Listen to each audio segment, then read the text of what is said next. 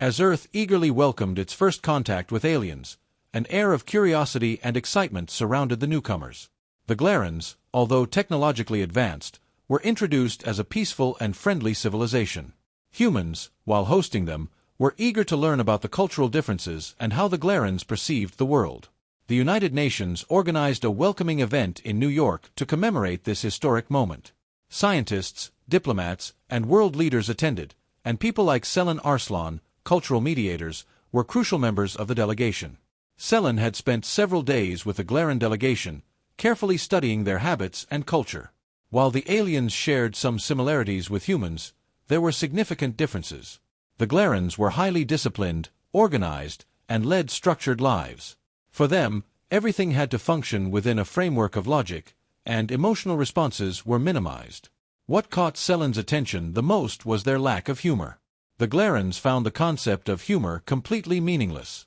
Activities like joking and entertainment, which were deeply human, were considered strange and unnecessary by the Glarans. In fact, they found human emotions and reactions too unpredictable. On the third day of the meeting, Selin's close friend and fellow committee member, Ahmet, believed that the best way to bridge cultures was through humor. He thought a joke would be a fun way to lighten the Glarans' serious demeanor. However, Selin knew that the Glarans didn't understand humor and repeatedly warned Ahmet to be cautious.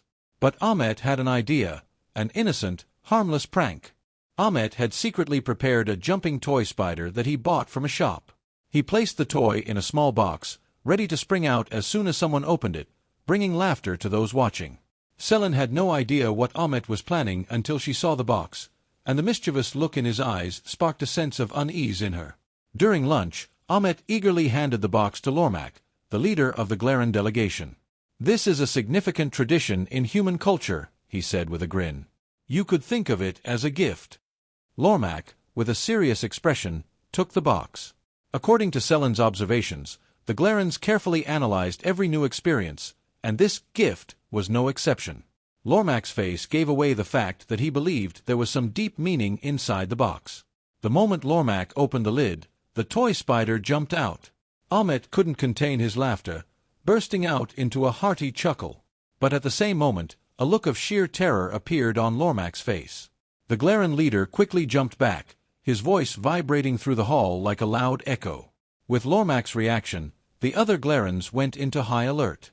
In a matter of seconds, the room descended into chaos. The Glarans, perceiving the toy spider as a threat, took defensive positions. Some activated their security devices, while others gathered around Lormak to protect him. The Glarans' fragile nervous systems were extremely sensitive to sudden incidents like this. Ahmet's prank had been interpreted as a serious threat. The humans in the room were at a loss for what to do. Ahmet, meanwhile, had never anticipated that his joke would cause such a massive uproar. His laughter froze on his face as he realized the severity of the situation. Seeing the Glarans in a state of crisis, Selin immediately jumped up to intervene. "Calm down. It's just a joke, there's no danger," she shouted. But the Glarans didn't seem to hear her. United Nations officials and other diplomats scrambled to soothe the Glaran delegation, while Ahmet, filled with regret, turned to Selin. "I didn't know they'd take it this seriously," he whispered. Selin took a deep breath and gave Ahmet a stern look. "They don't understand humor, Ahmet. What we see as a harmless prank, they perceive as a real threat. Now, we need to figure out how to fix this." Lormak, still trembling, approached Selin. Was this an attack?" he asked. Selin could still see traces of fear in the alien leader's eyes. At that moment, Selin realized that the cultural differences between them ran much deeper than she had thought. This wasn't just a communication failure, it was a test of their entire cross-cultural understanding. Ahmet's joke had thrown the meeting room into chaos, prompting the Glaran delegation to declare an emergency security situation. The Glarans, reacting swiftly, communicated among themselves and deployed an invisible security net.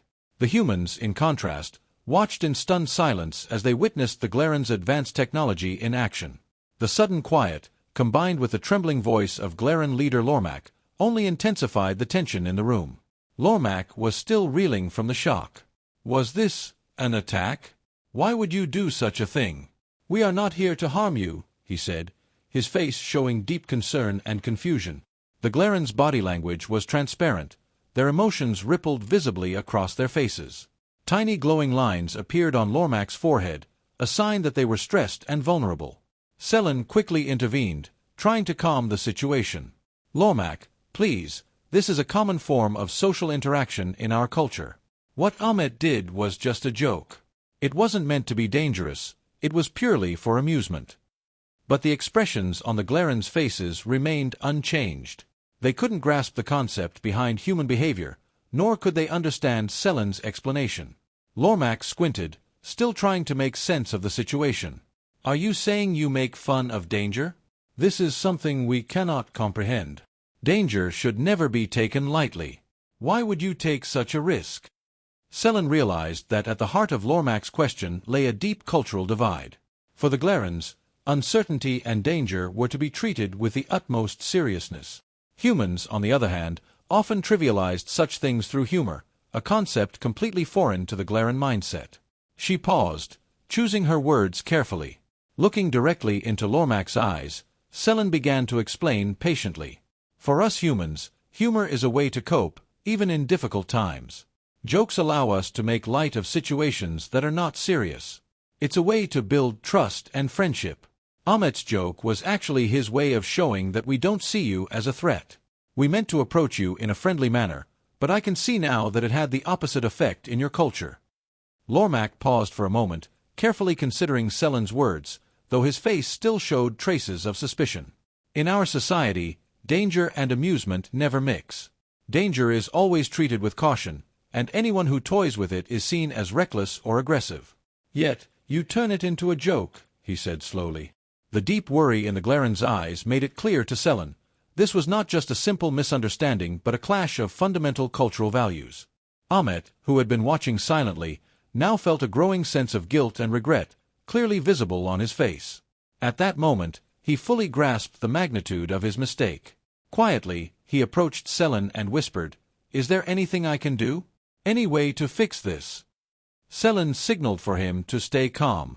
Any rash actions could worsen the situation. This first major crisis between the humans and the Glarens needed to be handled with the utmost care. The atmosphere among the diplomats and officials was tense. One of the United Nations representatives stepped in, trying to ease the situation. "This incident is clearly a result of cultural differences and misunderstanding. Both sides need to take time to learn from each other and develop a mutual understanding to prevent this from happening again," he said diplomatically. The Glaren delegation engaged in a brief, silent discussion. Since the Glarens communicated telepathically, the humans had no way of knowing what was being said. Selin and the others had to rely on facial expressions and body language to try and deduce what was happening. After what seemed like an eternity, Lormac finally took a deep breath and turned back to the humans. "As we understand it, this is a display of friendship in your culture. But for us, it was a source of great stress. If we are to coexist peacefully, we must agree that these kinds of jokes cannot be made. They could put us in mortal danger." Selin had anticipated such a reaction from the Glarens. During her observations, she had noted how seriously they took emotional responses. She realized that jokes could have a profound impact on their well-being, as their neurological systems were highly sensitive to perceived threats. Unable to remain silent any longer, Ahmet spoke up. "This was entirely my fault. I never intended to harm you. Among us humans, such jokes are normal, but I now understand the trouble I caused. I sincerely apologize." Lormac noticed Ahmet's genuine remorse. "We understand, Ahmet. But such jokes must not be repeated. You will need to be more careful in the future," he added, his tone softening slightly. Ahmet let out a deep breath and nodded in acknowledgement. Selin could feel the tension in the room easing, at least for the moment. However, this incident highlighted a much deeper issue.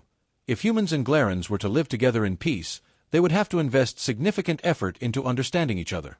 While humor might be a sign of friendship to one, it could be perceived as a grave danger to another. Chapter 3: Peace and Understanding. For a week following the incident, meetings were held at the United Nations to address the deep cultural differences between humans and the Glarens. Selin Arslan continued working closely with the Glaren delegation, explaining various aspects of human culture. She tried to convey how humor functions as a form of social interaction for humans, especially in friendly relationships. However, for the Glarens, Everything was based on logic. Concepts like entertainment or humor seemed unnecessary and meaningless to them. The United Nations officials also participated in efforts to understand the cultural differences between the two sides. People began to realize they needed to be more cautious in such situations. Everyone acknowledged that a seemingly harmless joke, like the one Ahmet made, could cause a major crisis in the perception of another civilization. When Selin and Lormak finally had the opportunity to meet after the incident, they had their first friendly conversation. Lormak still struggled to understand how humans could form such complex social interactions. However, Selin's patient and explanatory manner slowly began to break the ice between them. "Lormak," Selin said during a meeting one evening, "you may be from an advanced and highly technological society, but we humans sometimes set logic aside and react emotionally in our social interactions. Humor is one of those reactions. We make jokes to show that something isn't dangerous or to cope with difficult situations. It helps strengthen our bonds." Lormak looked at Selin seriously. It's hard to understand how something so dangerous could be seen as amusing. The Glarans have lived as a survival-driven society for thousands of years. For us, danger is something that must always be handled with seriousness. The concept of a joke is completely foreign to us. But we are beginning to understand your intentions. Selin smiled. "That's the important part, understanding the intent. But we realize we put you in an uncomfortable position, and will be more careful in the future. We understand now that making jokes is risky for you." At that moment, Ahmet had also joined the meeting. He still looked guilty and embarrassed. Making brief eye contact with Selin, he approached Lormak. "Lormak, I apologize once again. I didn't realize something that seemed like a simple joke to me could pose such a serious threat to you. If I ever consider making another joke in the future, I'll make sure to discuss it with you first," he said, half jokingly and half seriously. Lormak looked at Ahmet for a moment before nodding. "Ahmet, we accept your apology. However, for us Glarans, the concept of a joke will remain a mystery for now. Perhaps one day, we might be able to think like you. But until then, you must be cautious in these social interactions." These conversations had eased the tension between the two sides.